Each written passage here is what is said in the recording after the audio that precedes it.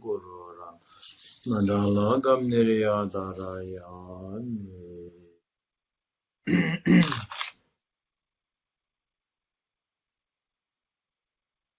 Okay, thank you.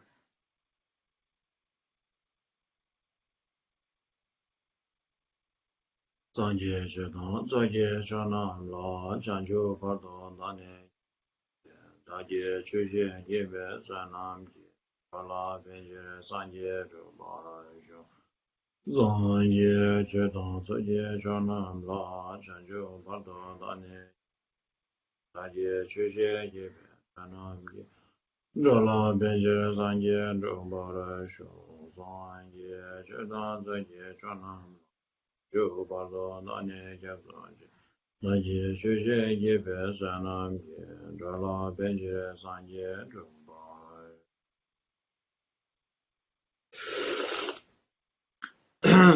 So Buddha Shakyamuni, after becoming enlightened, taught a number of Dharma texts, and we usually put them in the number of 84,000 volumes of teachings, and this can be divided into what we call the Mahayana tradition, the Theravadan or Hinayana tradition, and so on and so forth. But no matter into what division we put the Dharma text into, unless we have the motivation, we have the proper motivation, or we have the appropriate motivation, we have the motivation that is appropriate to the Buddha's teaching, then the Dharma, even though the Dharma text itself may be sacred and may be very profound, but it will not become profound and helpful, beneficial for us if we do not have the proper motivation. So therefore, it is important to, for example, what a text may be from the Vajrayana tradition, from the highest Yoga Tantra, very profound and highest form of Buddhist understanding. But if you have a ulterior motive, if you use the tantric practices for very mundane pursuits, then this will not become as useful as it should be. So we have a saying in Tibetan: in order to kill a bug, you do not need an axe. Normally when you have like mosquitoes or some small bugs trying to sting us, then you can just like blow them away or just kick them away like this.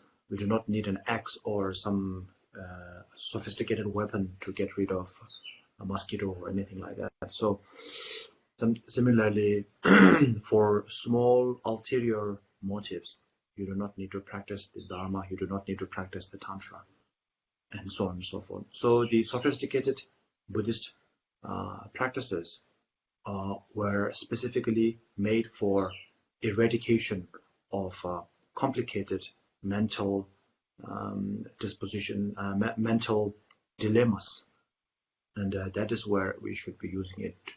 And in this particular instance, we use this to curb our selfishness, our self-graspingness, and so on and so forth. So in order to do this, we need to set the motivation of the Mahayana practitioner, which is that all this practice that we will be doing, 1 hour or 2 hour session, we dedicate this for the benefit of all sentient beings, that we do this with the enlightenment, self-enlightenment for the sake of all other sentient beings. I want to become a Buddha, but that is not the end goal. Becoming Buddha is not the end goal. I want to become a Buddha. I would like to become a Buddha. I want to become a Buddha for the sake of serving others. So this is the proper motivation.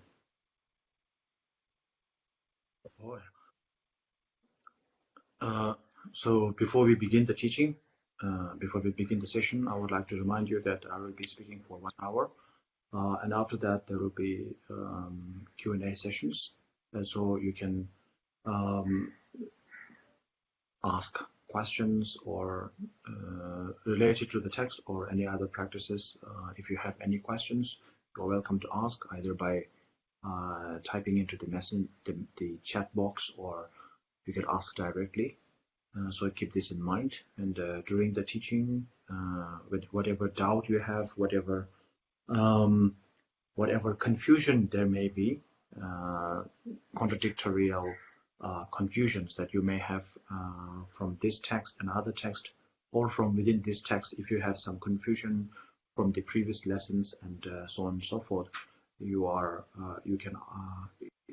I encourage you to ask questions, raise questions regarding those. Yes, Rinpoche. Oh yeah. Now, as we all know, during our session, our session is dedicated towards understanding the Gampopa's instructions to the path of enlightenment, Garland, Precious Garland of the Supreme Path. So this is the book we have been going on, and so that within that book there are many sections, and we are at the present moment we are in the sections called 10 things to be practiced, and of that I think we covered 3 of them last week. 2 weeks ago we covered 3 of them already. So now we are left. We will continue from point number 4. So now point number 4.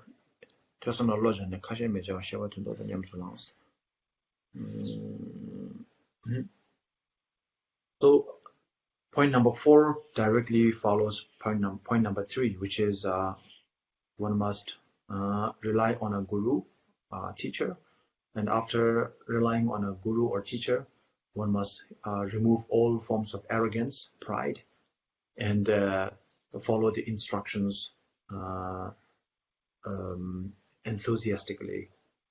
Because if you take a guru, if you take a teacher, and do not follow the instructions, then you will not be able to reap the benefits. So it all becomes a fanciful thing. So whether you take someone as your guru or not, that is something you have to think very carefully before you take a guru. Analyze and be careful before you take someone as your guru. So in the Lamrim text, in the practice, so Lamrim is a term used in the Gelugpa text. So in all the in the 4 different schools of Buddhist philosophy in Tibetan Buddhism, the 4 Tibetan Buddhist tradition, they have different terms for this. In the Gelugpa tradition, we call that Lamrim. So the path, the stages of the path to enlightenment. So anyway, these are a series of books and a series of practices. So in the Lamrim practices, we call that it is often cited that when we have to buy something mundane thing, ordinary thing, like a table or maybe a bed or a cell phone, whatever, we analyze. We look for the cheaper one. We look for a better product, but not that expensive. And then we check up on reviews, and so we do a lot of analysis before purchasing some mundane things.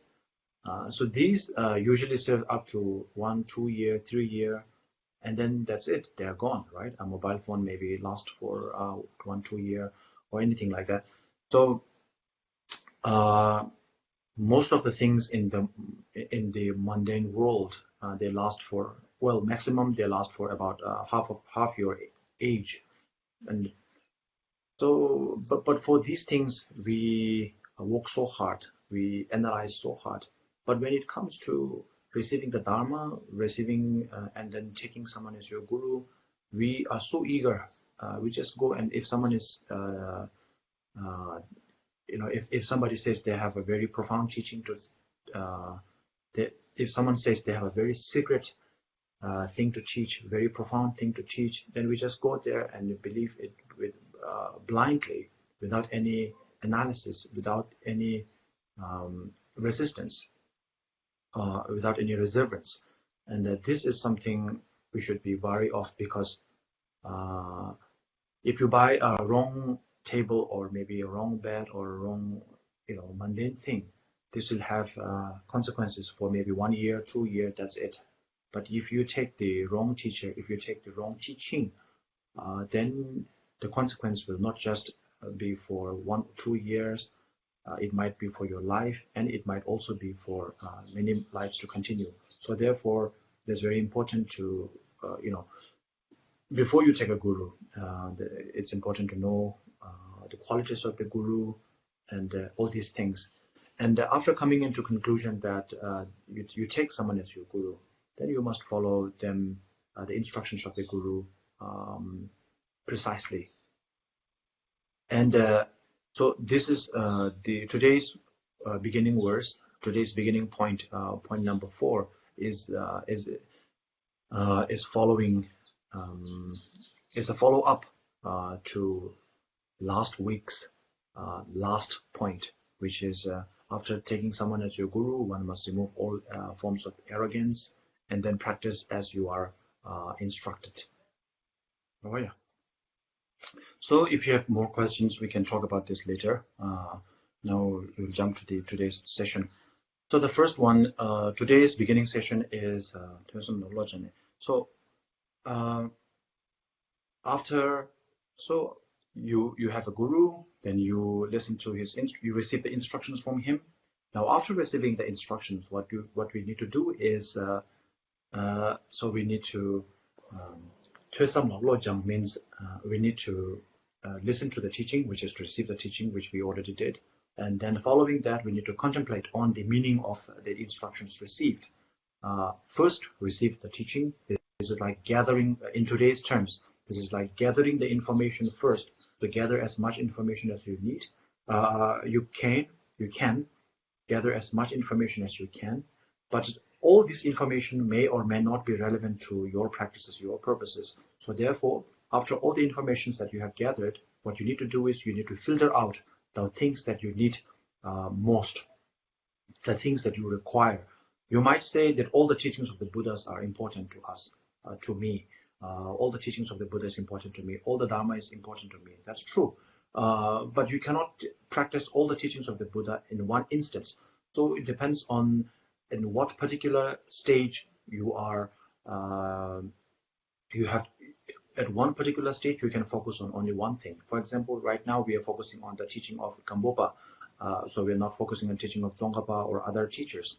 But we can, so we need to filter out the things that we require the most at this very moment. So normally when we do Dharma practices, most of the lay people, most of us, when we practice the Dharma, there is a specific purpose.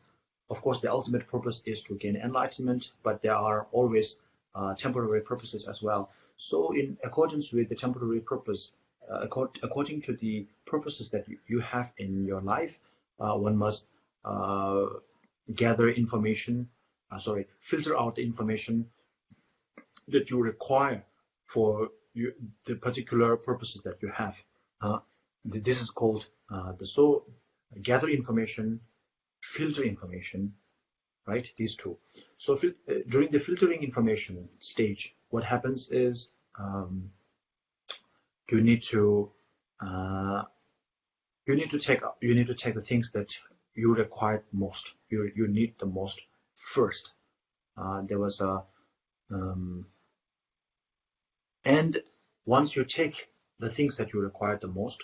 Once you understand, once you filter out the most important things that you need to practice, that you require, then whatever you have taken, the filtered out portion, this must be applied, this must be practiced. So gather information, filter information, and apply that information to your life. So these three is very important. This is the fourth point. So in relation to this, I will share a sort of anecdote. So that is so a similar thing happened to the Master Atisha, Atisha Divankara, an Indian master who came to Tibet. So it's a great master, great scholar. So Atisha was asked, what should I practice? How should I practice? There's a number of huge plethora of Dharma to practice. So many things, right? Buddha himself taught 84,000 volumes. And then the commentaries and all these things, too many things to practice, too many things to learn, too many things to practice. Of all those, what should I pick? So there's a beautiful line by the George Pandit, the Atisha. So first I will read that in Tibetan. It goes like this. Di yun tong, sheje number one. Yang, chizam mishepe. Beme chol, mambe chole, oma lembatar.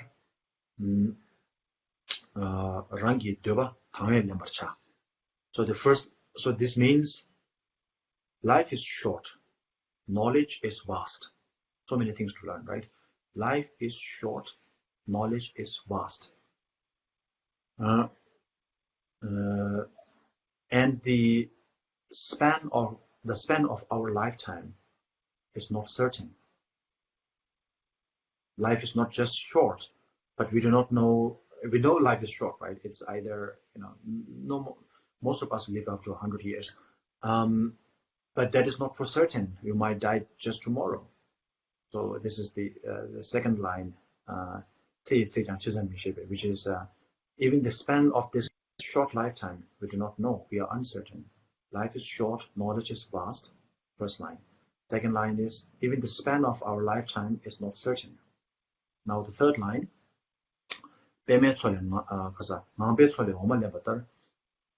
So there is a saying in ancient India that the swan, that those who swim in the swan is a type of bird, swan. So the swan can actually distinguish the milk from the water. So if you mix water and milk together, the swan can actually snoop out the milk. So just like so they say the third line goes like this: just as a swan would snoop out the milk from water. The fourth line. The fourth line is the one you desire most, pick that one first. The one that you require most, pick that one first. Or so there are two translations. One says, because in the Tibetan word Tangwa and Tangpo and Tangwe, they sound very similar. So there are two translations. So some say if it's Tangpo means first, Tangwe means enthusiastically. So there are two translations. One says pick out the one that you require most enthusiastically, and another translation is that pick out the one that you require most first. So anyway, so I will rephrase it. The knowledge is vast. Life is short. Knowledge is vast. Line 1. Even the span of our short lifetime is uncertain. Third line. So just as the swan would snoop out the milk from the water. Fourth line. Pick the topic, pick the subject that you require most first, or enthusiastically. So this was in addition. So this is a follow-up to. I would just like to add that to verse number 4. So those of you who have, I know a number of people have doubts regarding what they should practice, what they should learn. So this is a very I think, useful tip if you are looking for what to practice, what to learn. So now the next fifth point is so now what happens is you gather the information, filter the information, and now the third part is to apply those things, right? And in the times of when it comes to the moment that you have to apply when you have to apply the instructions into your you have to apply those into your practices. You have to apply the instructions into your practices. When it comes to that part, one must not deter. One must not be distracted. So this is the meaning here is that the point to be understood here is that so when it comes to the reason we are studying, the reason we are listening to the Dharma, all these things is because we want to perfect ourselves, right? And we can only perfect ourselves if we practice. Only through practices we can perfect ourselves. But in order to practice something, we need to know what we should practice and so on. So that's why we are studying and all that. So since the purpose of studying, the purpose of receiving Dharma, the purpose of gathering information and filtering information is, of course, to practice the Dharma. Now, when it comes to the time when we have to practice, then we must not deter. Because all these things, listening to the Dharma, by just listening alone, one will not become a Buddha. What we have listened, what we have heard from the sutras, what we have read, we need to apply them. So this is the point number 5 is tells us that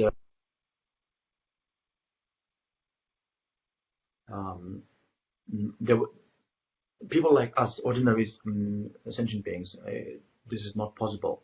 For some people, there are, these are different people, different set of people. But for people like us, we need to apply what we have heard, what we have learned. And so therefore, one must not deter from the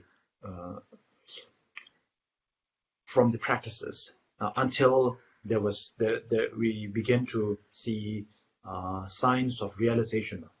So this realization is the result, right? So when we must strive until we gain realizations. We must strive forward until we gain results. So that is the point number 5.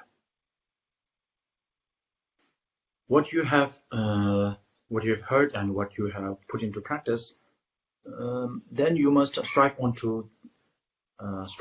until you gain realization, right? Now, realization, there are thousands of different, there are a number of results or realizations. So just because you have a few realizations, like maybe you are a little bit more calm, maybe you are able to see things that you are not able to see before. So there are many different forms of realizations. So just because you have some realization, don't be satisfied with that. Don't think like, okay, now I have reached some stage. I am, better than most of. So there's a term in English we say, holier than thou. So which means that So we do that. Sometimes we do that with our practices. Even if we don't have realization, we would say like, oh, I have done this and this and this and that much. I have done this and this retreat and so on and so forth. Have you done that? So to put yourself in a more superior position than the others. So this is not you. This is actually Mara, or this is your ego pretending to be you. So you have to see that. Now, back to the point. You must strive on to get realizations. But once you get realizations, don't be satisfied and just, okay, now I have realization, I can rest and I don't have to do anything. And moreover, just because you have some realization, don't use that to gather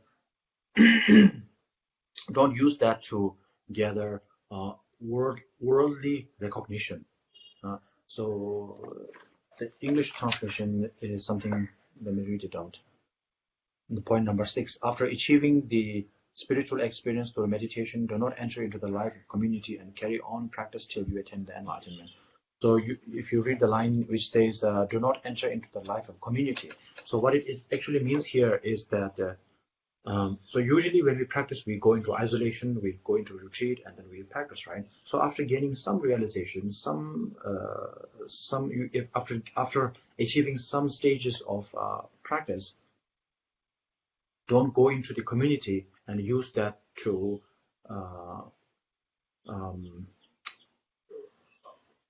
use that for worldly gains. Meaning, okay, so I have this, and so some people do that, like oh, I have been 12 years in retreat, and they show their calmness and all that, and then they use that to get money or whatever, power or whatever. So if you use that, so this is what it is telling us. Don't be satisfied with your realization just yet, because you have not gained enlightenment, and more so, don't use the power that you have gained, the realizations and all that, to for worldly gains. Now, point number 7 is whatever Dharma practice, whatever commitments you have made to. So even if it's not a tantric practices, even with sutra practice, even with sutra teachings, sometimes the guru gives you commitments. So there are many commitments. Commitment doesn't mean just commitment.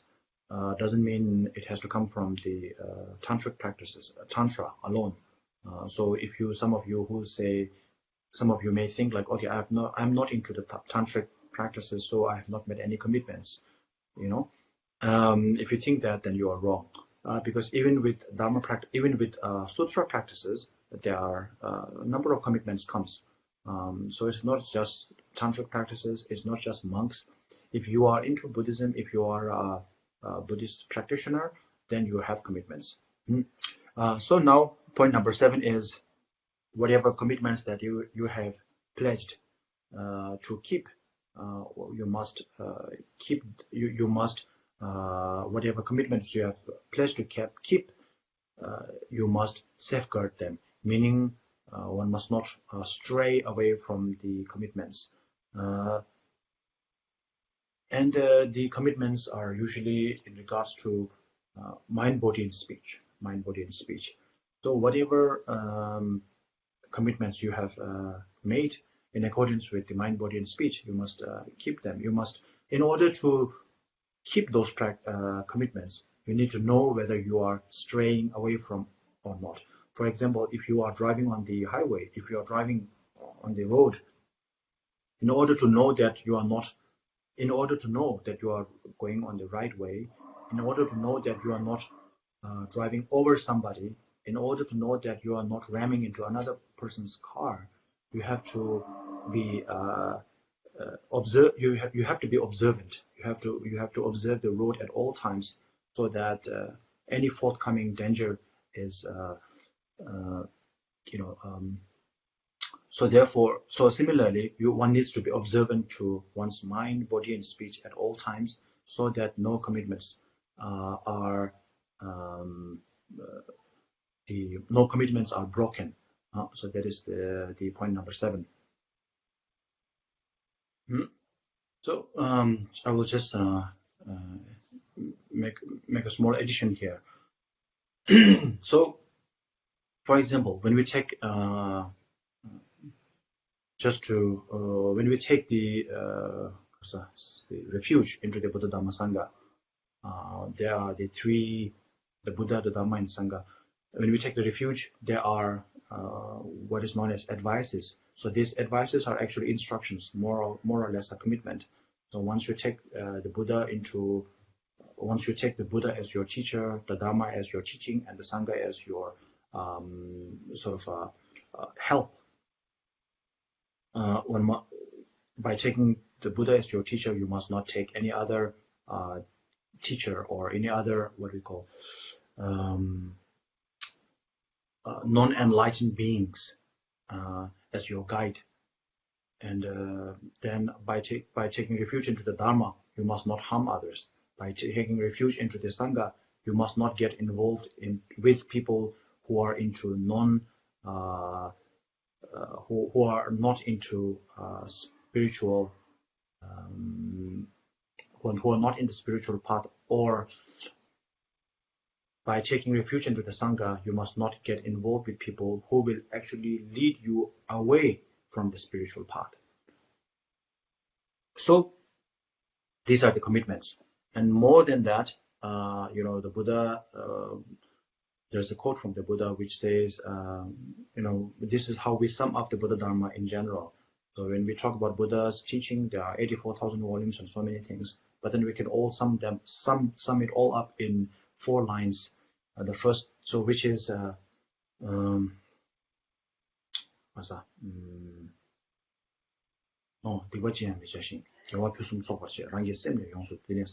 So do not commit any unwholesome deed, gather a wealth of virtue, and subdue your mind. This is the teaching of the Buddha. So the first line says, do not commit any unwholesome deed. Do not do any bad thing or negative thing. Second one is, do as much good as you can. The third one is, tame your mind. So these 3 is the core teaching of the Buddha. So this is a quote from the Buddha himself. So in here you will see there are only 3 lines, right? Do not do negative things, only do positive things, and then tame your mind. So in negative things, that usually we talk about the 10 negative things, right? No killing, no lying, and all these things. So there are 10 things to refrain from. 10 things to refrain from, bodily, verbally, and mentally. Physically, verbally, and mentally. No killing is physical, no lying is verbal, and no having ill thoughts, that is mental, so on and so forth. So these are to be, one needs to be alert, one needs to be observant, one needs to be mindful of what one is doing at all times. And by doing that, one will be able to keep the commitments safe. So point number 8 is, so we're not just Dharma practitioners, but we profess ourselves to be the Mahayana Dharma practitioners or Mahayana Buddhist. So as I mentioned in the very beginning, so just because you say I'm a Mahayana doesn't mean you are a Mahayana. So a Mahayana practitioner is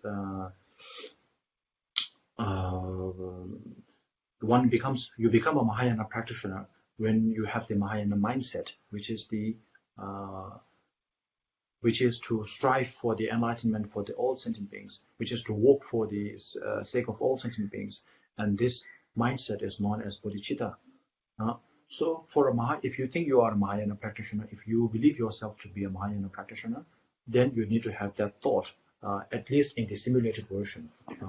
Bodhicitta, the real bodhicitta, to be able to generate the real bodhicitta, the true bodhicitta, this comes after much practice. But even if we cannot cultivate the actual bodhicitta, we can simulate that. We can simulate. So this is most of the time when we do bodhicitta, people like us, we do it in the simulated version.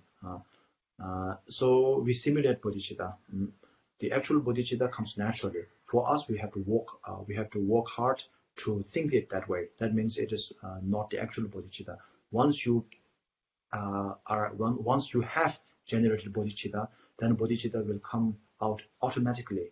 Like when you are hungry, all the sensors in your body tells you that you have to eat, right? It comes automatically. Similarly, if you have bodhicitta, if you have generated bodhicitta, the actual bodhicitta, then whenever you see people suffering, whenever you see then bodhicitta will come out automatically. But for us, we have to generate it.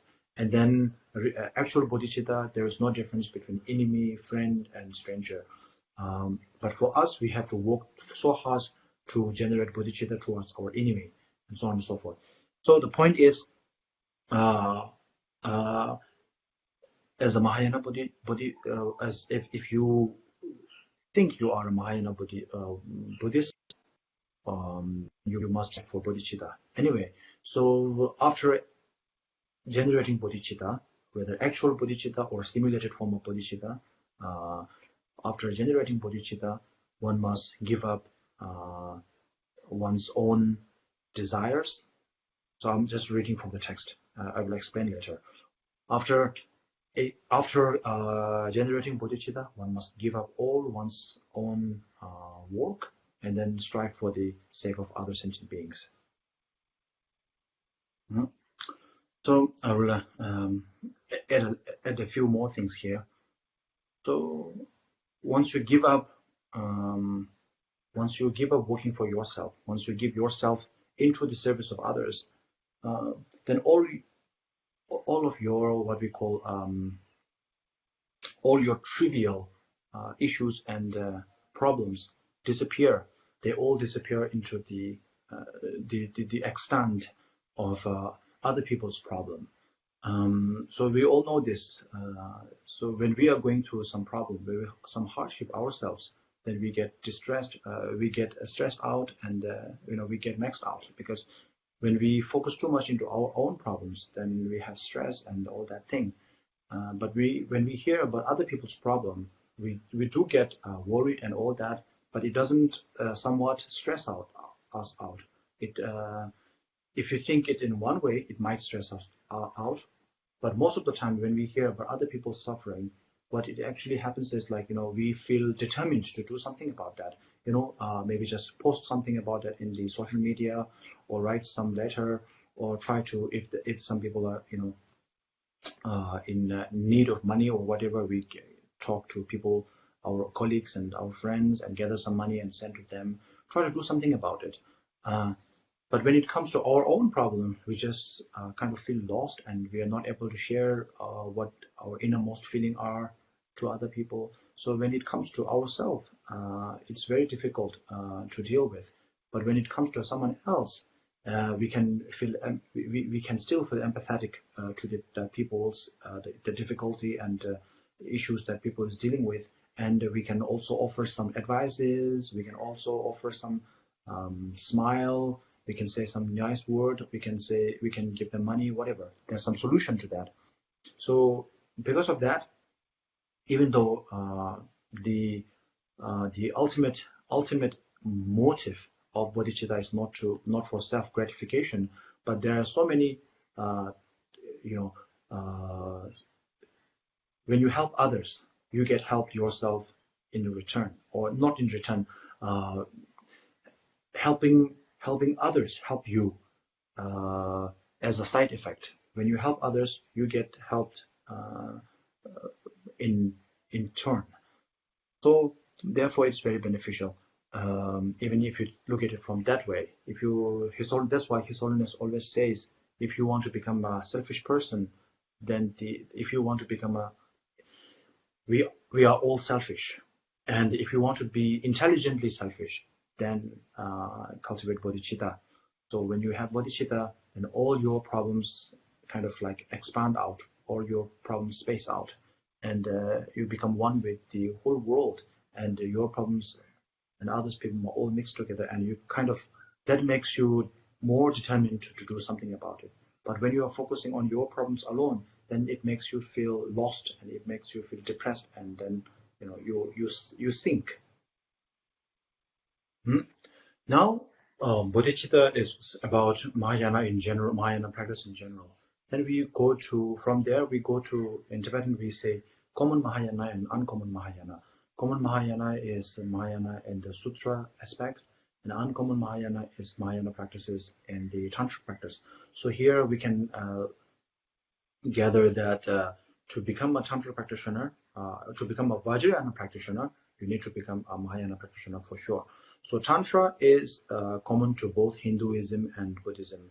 So Tantric practice is there's a large group of Tantric practitioners in the non-Buddhist world as well. So Tantra is common to both Hinduism and Buddhism. The Buddhist Tantra, we call them Vajrayana, because Vajra meaning indestructible, indivisible. So what is indivisible? Method and wisdom, or in other words, compassion and wisdom is indivisible. If you separate compassion and wisdom, then this will not become a perfect path. So in Vajrayana practice, right? Vajrayana practice means Buddhist Tantra. In Vajrayana practices, from the common Mahayana practice, we go to uncommon Mahayana practice, which is the Vajrayana practice, or Mantrayana practice, or Tantrayana practice, whatever you may call it. So after committing oneself to the tantric practices, one must of course keep the commitments and so all those things. So one of the main key for tantric practices is to sort of transform and transmute your negative emotions. So if you come to if you think that tantric practice is all about just reciting some mantras, and then the mantra somewhat changing you into someone else, and transforming you into a better person, transforming you into a Buddha. That is, I mean, in the long run, it does that. It does have that effect, but we are talking about eons and eons and eons.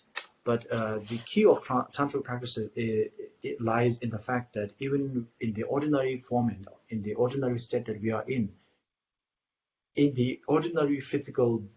By staying in the ordinary physical state, we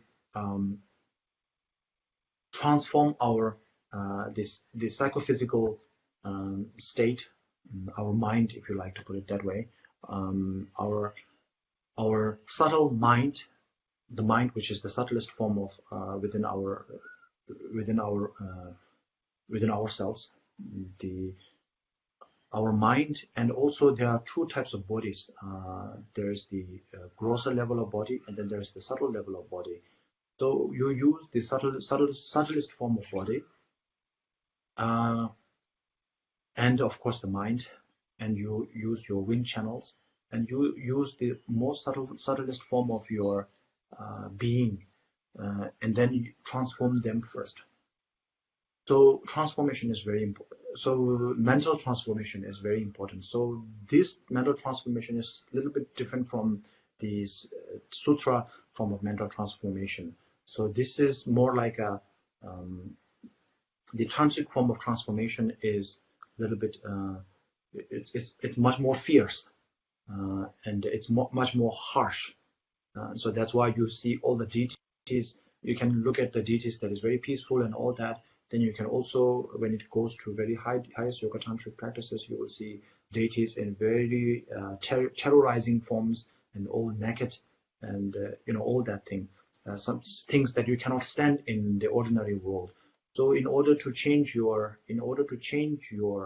grosser physical state, you need to change your subtle mind and the subtle body. So in order to change the more grosser forms of your body, your being, you need to change, you need to transform. And the transformation is also a little bit brute force. You need to use brute force to transform your mental attitude in such a way that it also transforms your grosser physical state as well. So more into that later. So point number 9, I will read it first.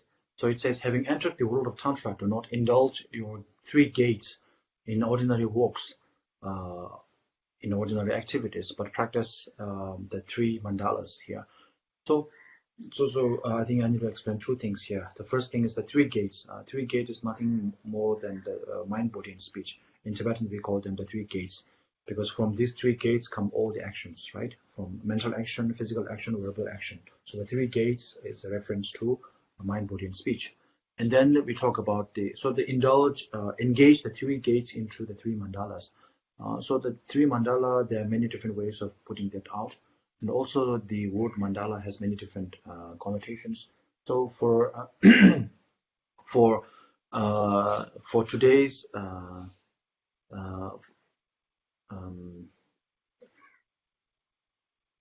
for simple understanding, for simple understanding, the meaning of mandala can be taken as taking the essence, taking the essence.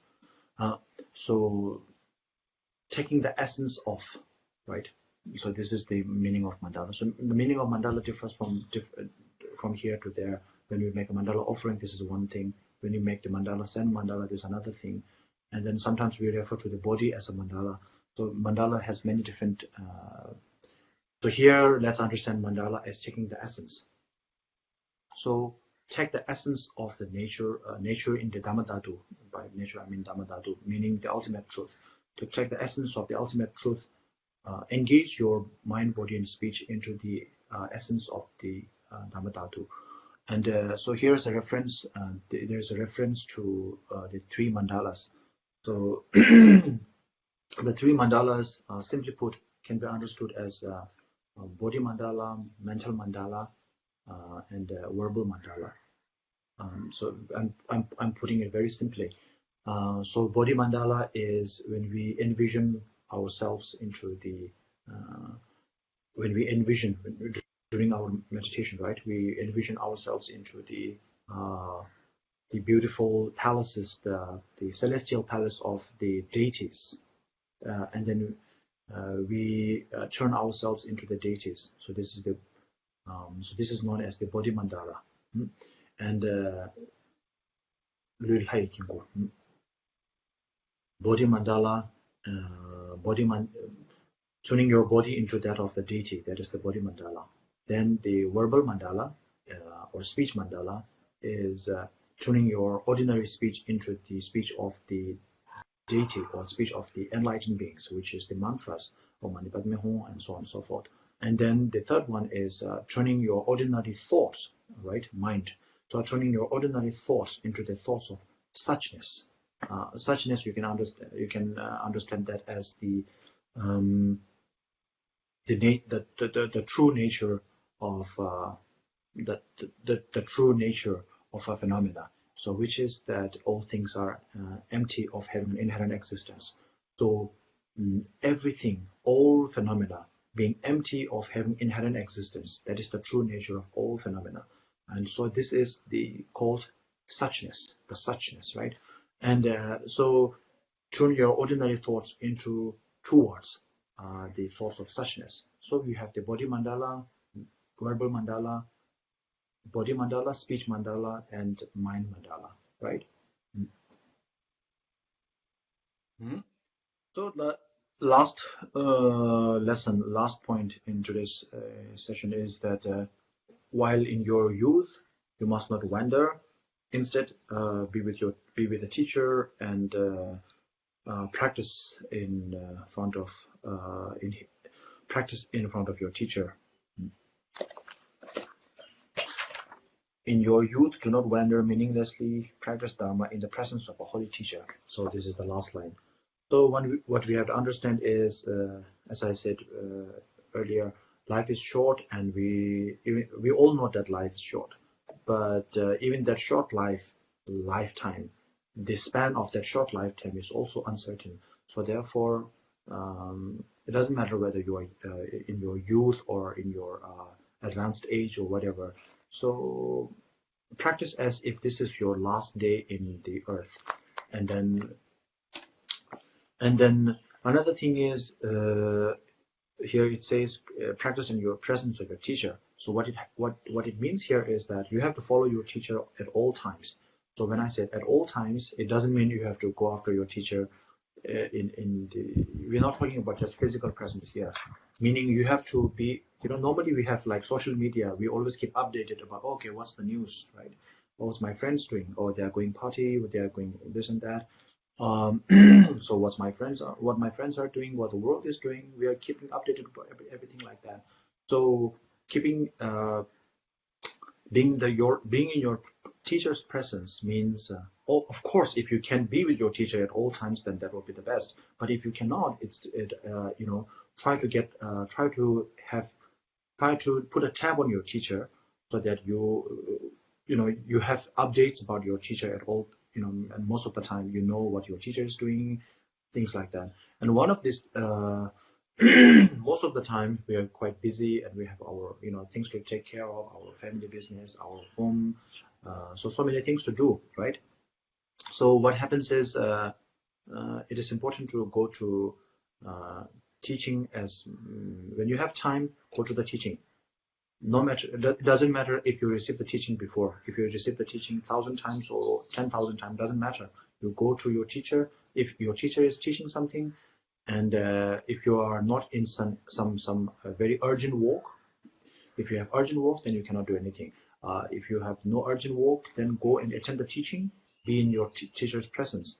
So this may be the 10,000th time your teacher is teaching the same thing. The point is not whether you are receiving the teaching for the first time or the 10,000th time. The point is, have you made any changes? Have you made any transformation since you received the teaching the first time and the 10,000th time? So if you think you have perfected all the things that your teacher is saying, then you might be excused not to attend the teaching. But if you have not, then you must go and receive the teaching. Let's say the teacher is saying Sangye Chodang Soge Chonamla, right? He's giving the teaching on the triple gem, the refuge. Sangye Chodang Soge Chonamla. So we recite that every day. We know this all the time. We did this every time, maybe over 100,000, maybe 1,000,000 times. We did all that all day. So, the teacher is giving Sangye Chodang Soge Chonamla. Oh, that's a very simple teaching. I received that so many times. I don't need to go. Don't say that. If you have time, right? If time allows, you must go there and listen. For the 10,000th time, how is the teacher teaching this thing? Is it same as before? Is there some change in the mannerism? Is there some difference in the way he is using examples? So observe everything. So being in presence of teacher has the benefit of the teacher does not speak out everything. The teacher teaches a lot of things by speaking and not by not speaking as well. So when the teacher is saying something, it's a lesson. When the teacher is not saying something, that is also a lesson. And you can understand that only if you observe that in teacher's presence. So go there. So if some teachers have social media presence, and then you can look at what the teacher is doing, right? Why the teacher is being active in social media for this or that reason. Why do he need to be on social media, on things like that? And why is he posting this particular post?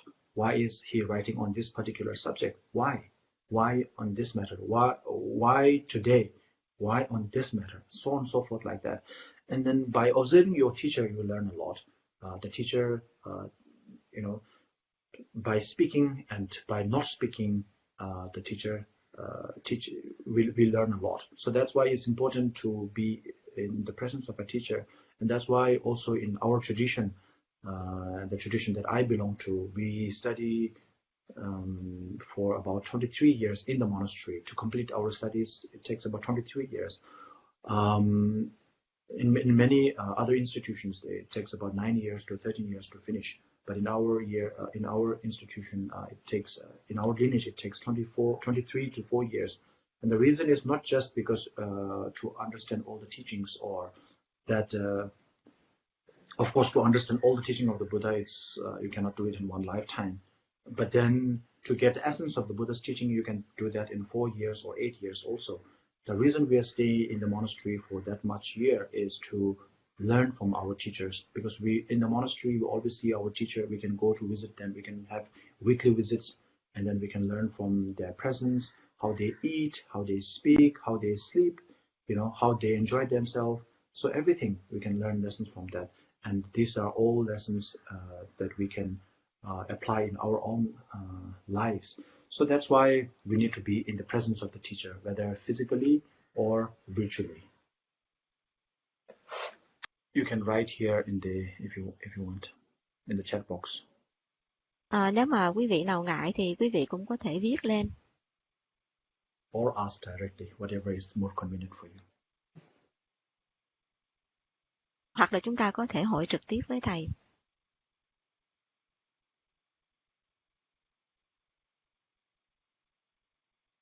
Rinpoche, Yes, please. Please. Last time I had the questions regarding to the karma. Do you remember? The Right. question was, yes. Yeah. Yes. I just wondered if you have a chance. Right. I did take a note of that, but I didn't bring it. I think the question was, do individual karma bring individual result? Correct. I think that's the question, right? Yes. or the accumulations of it. Okay. That is the whole of it, right? Correct. Yes. Okay.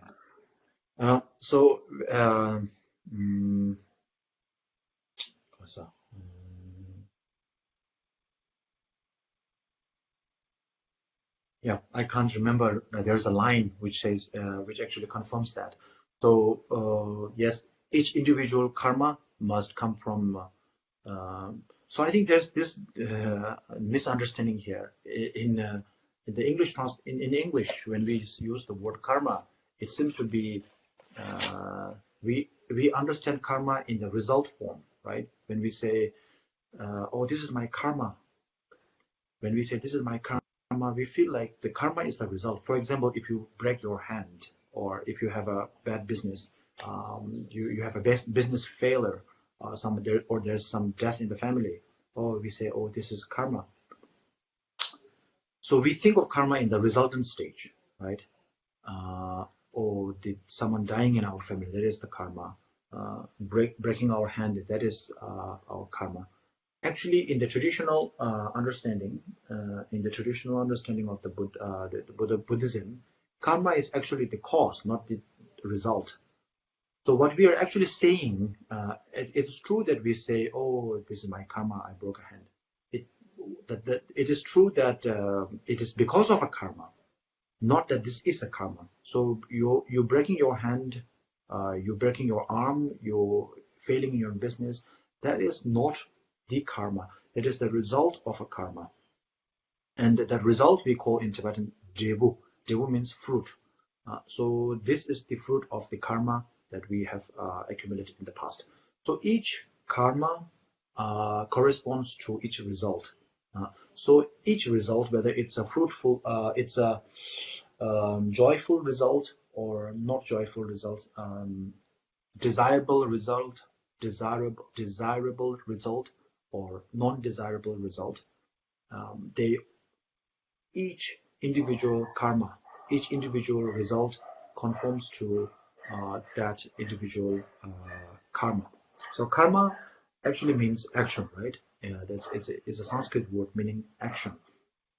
Because there is an action, there is a reaction. So the reaction comes after the action. So each individual karma. So when we say karma here, we usually understand karma in the resultant form.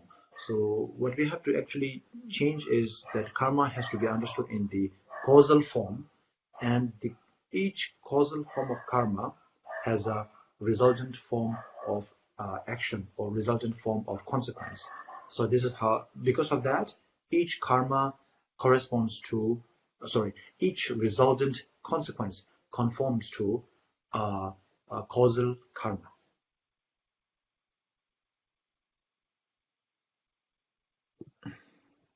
Okay, so there are two questions. I hope that answered your questions, Kim Lee. Thank you, Rinpoche. Yeah, thank you. So there are two questions from in the chat box. So they are quite similar. I will read them. So first question is, dear Rinpoche, my question has two parts. Related to today's lesson, I should pick what is most important for me first. How do I know what is most important? Should my guru suggest what is most important for me? The first question, and the question from another person, Charlene, prostrate to Rinpoche, life is short, permanent, one. Rinpoche will give them, okay. one need practice after having some Dharma knowledge. What suggestion Rinpoche will give them to practice properly, or teach them how to practice, pick the practice which suit them, like swans skin milk. So the first question and the first question of the first questionnaire and the first question of the second questionnaire, they are similar. So I will try to answer them. And it's a very good question, practice related. So this is the thing. The reason we are doing Dharma practice is to subdue our mind, calm our mind, right? So in order to calm our mind, that is the reason we are doing our Dharma practices. So this is one thing, because I have not met the person. So this is more like a universal question. So I will give a universal sort of answer. But if we meet one-on-one, and then, this can be a different, it's like seeing a doctor. If you tell me what diagnosis you have, what's your history and everything, then I can sort of like plan a method for you. But if you ask a question, this is more universal, so I will give you a universal answer, which is the subdue the mind, because only when our mind is at calm, then we can see things clearly. And when we can see things clearly, even in an ordinary state, when we can see things clearly, when we have the ability to see things clearly, then we can sit down. By sitting down, I mean mental sit down, not physical sit down. You sit your mind down, calm, and then you can see the reality. The reality is that the reality of the truth of phenomena. And once you see the truth of the phenomena, then you will be no longer stuck in. You will no longer be attached to samsaric life. And then I don't have to tell you what books to read, what things to do, because then you will have this hunger, you will have that thirst for the proper, for what sort of Dharma that you need to practice. So without this, so the first thing is to subdue your mind. Okay, so try to subdue your mind, try to calm your mind. And so if you want to study something, study a book in relation to that. So many books are on how to subdue your mind there, right? So you can get a book, get any book on how to subdue your mind, how to calm your mind. Get those books and read them. If it helps, keep them. If it doesn't help, you don't have to read them again, right? You can read other books. There are so many things. And another thing is, for spiritual practice, impermanence is the key. So if you have many bad things happen to your life, that is a very good news for practitioner. It is not a good news in the conventional sense. If you have so many failures, not good. But in the Dharma, in the spiritual world, if you have so many failures, it's a very good news, because it actually tells you that nothing is certain. Everything is impermanent. Everything changes. Nothing lasts. So that things do not last, that things are not certain, is the reality of things. So this can be understood as not the ultimate reality, but this is the conventional reality of phenomena. The conventional reality of the table, the conventional reality of this book is it will not be there forever. And the conventional reality of myself, me, is that I will not be speaking forever. So like that, contemplate on those things. Contemplate on the uncertainty of all the phenomena in this world. If you think that, usually we say which means impermanence is the whip, the whip, horse whip. The impermanence is the whip to push someone into Dharma. So if you contemplate on impermanence, so by contemplating, I'm not saying just intellectual understanding. That is nothing.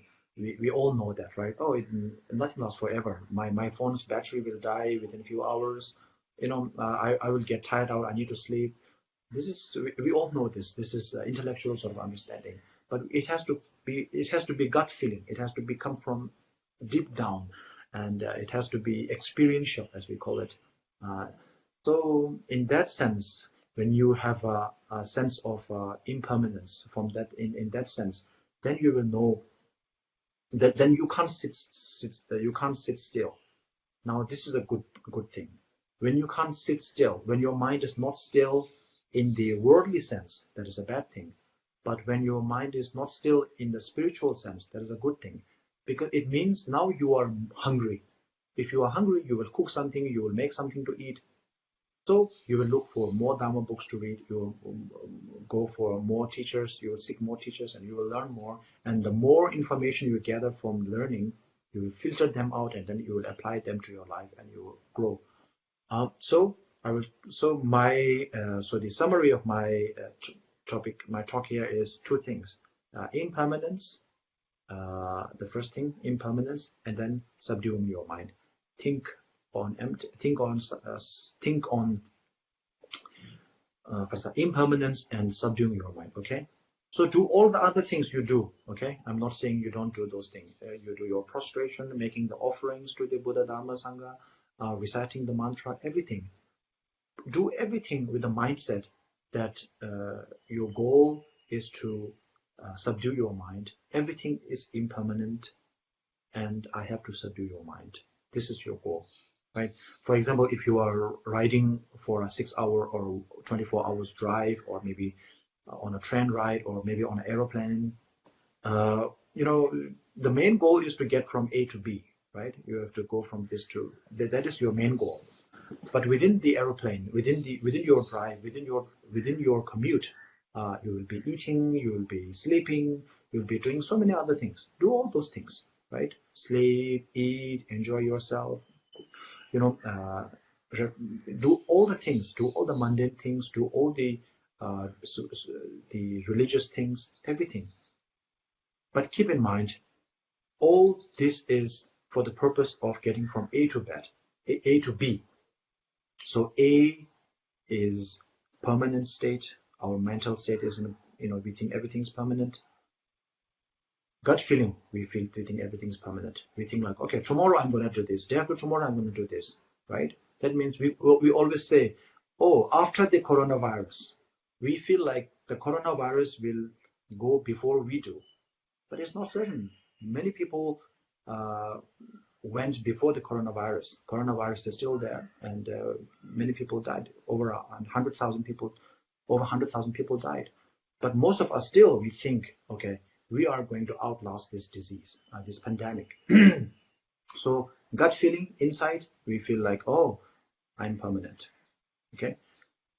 So this has to be removed. So this is the impermanence and subduing your mind. So the two things. So the second question from the first questioner. So I think that is similar. Okay, when should I know that the method I'm following is the right one? Thank you, Rinpoche. I think this is quite similar to another question from Kim Lee, which is how do one knows the guru is right for oneself? So quite similar. So I'll try to whether the method is no good. The method here refers to the Dharma, and Dharma, if you remember, Buddha is the doctor, Dharma is the medicine, Sangha is the nurse. So if the medicine is right for you or not, you will know if it's helping you. But in order to know that, you need to know where your pain is. So if you do not know the pain and just come to the doctor and say, give me the best medicine, right? Then there's no such thing. So if you tell me like, what should I practice? What practice I should do? What is the best practice for me? It's quite difficult to tell. So that's why I give you a universal answer. But if you come with if you know where your pain is, okay, I have a back pain, right? I have some headache, some internal thing, I don't know. So I feel so unwell. I don't know what's wrong with me. Can you check, doctor? Sure, I will check. So what happens is whether this method works for you or not. In order to know that, you need to know whether your pain is gone or not, or the pain is decreased or not. So we are talking about mental pain mostly, I think, right? So if the pain is still there, then either the medicine is not helping you, or you're not taking the medicine properly as instructed. You should take 2 pills before food, 2 hours, half an hour before food with warm water. Did you do that or not? So, and you have to take the medicine for 3 months, 8 months. Did you do that or not? Did you skip the medicine or not? So it all, most of the time, if you take the medicine properly, even though if you're not able to eradicate the pain totally, there would be some reduce in the pain. Okay, it could be spiritual pain, mental pain, family pain, work life pain, whatever. So if there is a reduce in the pain, then it means the medicine is working, the method is working, the Dharma is working for you. So as I said before, in order to know that it's easing the pain, first you have to realize that you have some pain. In order to realize that you have some pain, you have to think of impermanence. If you don't think about impermanence, then you will think everything is for certain and everything seems to be so perfect until something horrible comes knocking at your door. And then you are like, oh my God, how can this happen to me? I've been such a good person all my life. But it's not about this life alone, right? So we have countless number of lifetimes accumulated, countless number of karma and merits accumulated. Because of that, we have so many good things in life. And we have so many bad things in life too. So we have to acknowledge both. We have to acknowledge both, good things and bad things. Both, we have to acknowledge them and act accordingly. So if your pain is easing out, then the medicine is helping. If the pain is not easing out, then you need to change the medicine. In order to do that, first you need to know where your pain, whether you have a pain or not. You have a pain for sure, because we are all sick in the samsaric world. But one must realize where that pain is. And if the pain is decreased through the practices, then this practice is helping you. Okay. And the guru is similar. So usually the teaching comes from a guru. And if the instructions given by that particular guru is helping you, that means that guru is helping. I will go into the guru part later, so you can. Now, the question from Kim Lei, that is, how do we know that guru is right for me? So guru in general can have many different appearances. So some guru can appear very regal, magnificent, and all that. Some guru can be like, look like a beggar and all that, misbehaving and all sort of things like that. So there are two ways to look at it. One thing is, when you are looking for a guru, of course, if you haven't found your guru, if you're looking for a guru, then you must look for a guru. The root meaning of the word guru in Sanskrit, that is, means heavier in qualities, heavy in qualities, right? It has to have some weight in qualities. The guru has to have more weight than you in the qualities that you are about to receive from him. So the guru may know nothing about computers. If you want to have a computer guru, then don't go to a guru who doesn't know anything about computers. If you want to know about spiritual practices, that guru has to know something more than you about spiritual practices. The guru doesn't need to know anything about computer, because this is not the topic. And after that, observe the guru. Don't take guru just like that. As I mentioned earlier, observe the guru just like you go and buy stuff in the market. Observe, check, analyze, have conversation with them, receive teaching. So some texts say if you receive teaching, that becomes your teacher. Some texts say no. So this is a dispute. We can go this. If you talk about this, it's a very long topic, long thing. But most of the root text, most of the grand text, great works, they say, extensive works by the great scholars, they say, just because you receive some teaching doesn't mean that the person is your teacher. If you receive the teaching with the intention that I will take that person as my teacher, then this person becomes your teacher. Then that is it. But if you receive the teaching in the sense of gathering information, some people actually mislead people by telling, if you receive teaching from me, then you become my student and I'm your teacher. This is very wrong. I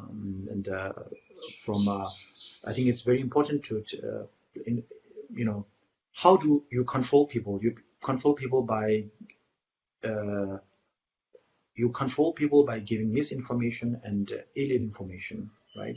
So some people do that, but I would like to tell you that in all the sutras, in some tantric texts, it says if you receive one word from one person, then that person becomes your teacher.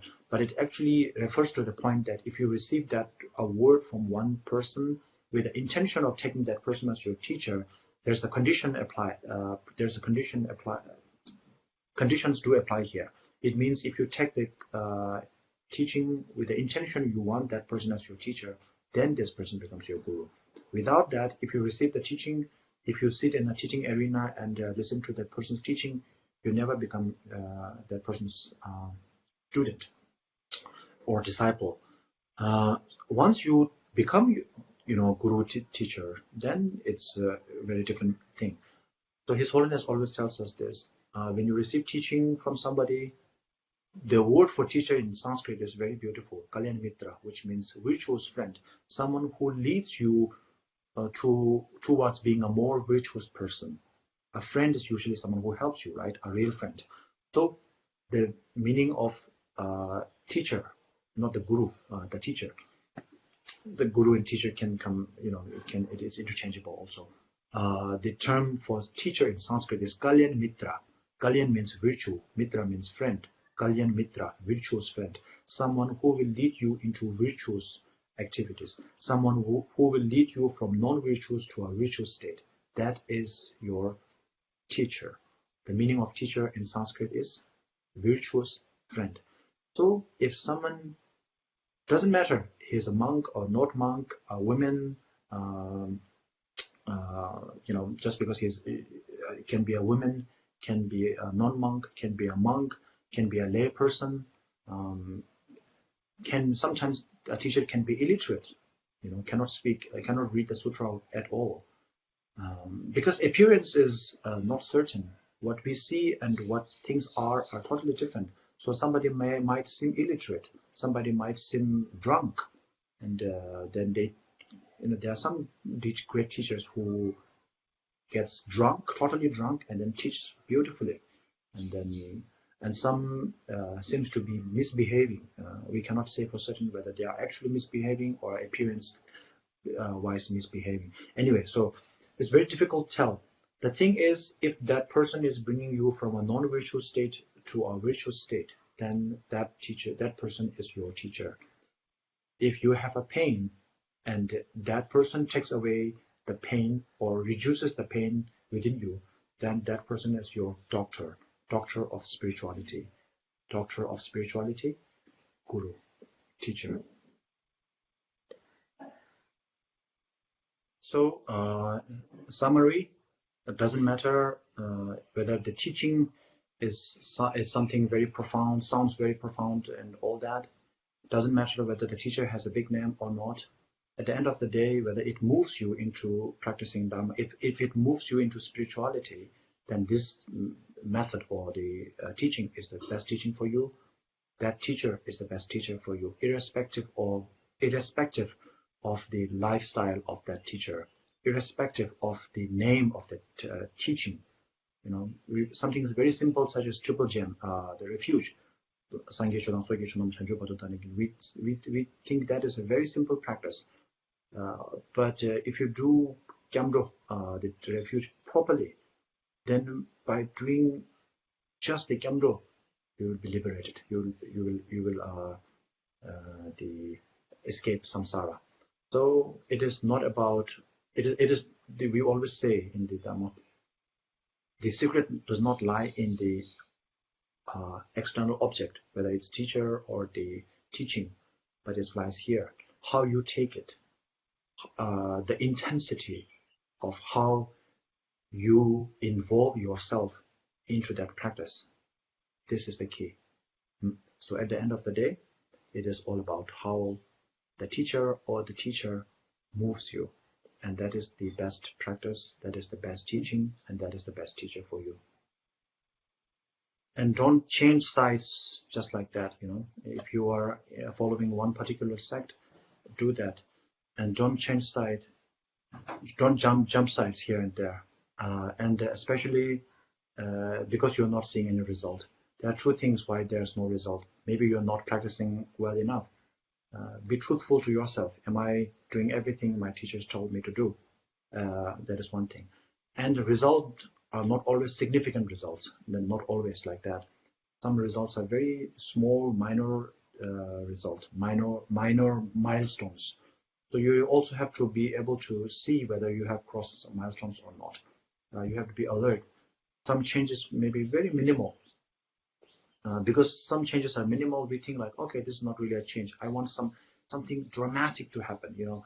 Oh, I did this practice and all of a sudden all my body turns into a light and things like that. This is people can put it very beautifully, but they, you know, in order for these things to happen, you need to push so much more. So you have to be truthful to yourself whether you are pushing hard enough, and then you are pushing hard enough for so many years, and you are following all the instructions precisely, and still no result at all.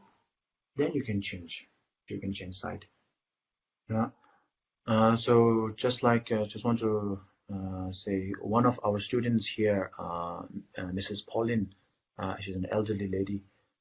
So she was sick and had a surgery recently, and so I you know, I asked everyone to pray for her quick recovery. And now we can conclude the teachings. Thank you everyone for your time, and thank you, Van. So okay, now the dedication. So we dedicate this for the sake of all sentient beings, that we become enlightened for the sake of all sentient beings, that the Dharma remain for eternal until all sentient beings have become Buddhas, and then may there be peace in every individual's heart, and then also in this world, and also may this pandemic go away soon, because it is, you know, things are going very bad. So pray for that as well. Okay, dedication 1. Yewan ye ye nyodo la lama san ye ru gyoro jowa je jama ye ye sa la ge ba sho chang jo sem jo rembo je ma ye ba na ma ge yu ge ba nyam ba me ba o ne gong do me ba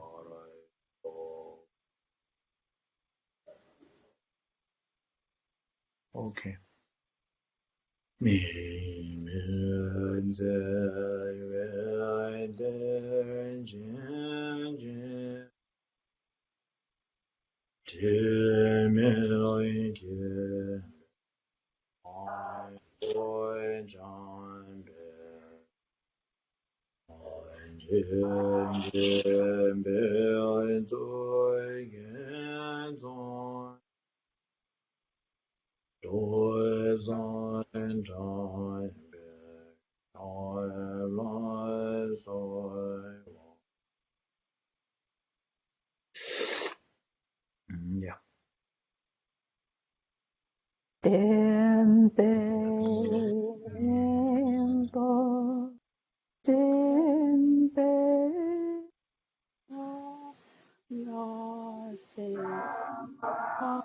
ando no ajajo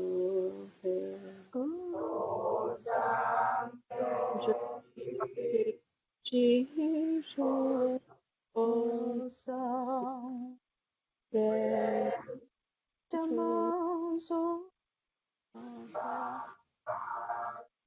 So Denge Jordan Damba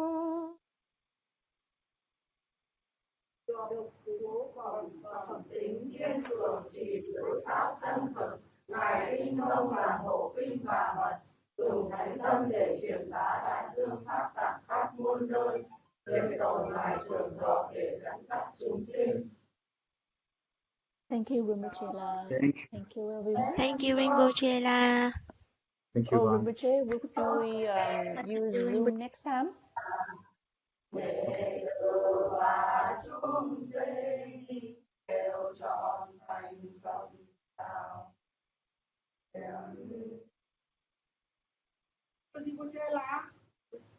Thank you so much. Thank you. Thank you, Rinpoche. Thank you everybody. Thank you. Thank you chị Vân. Thank you. Dạ vâng, cảm ơn tất cả. Cảm ơn chị Vân nhiều nhá.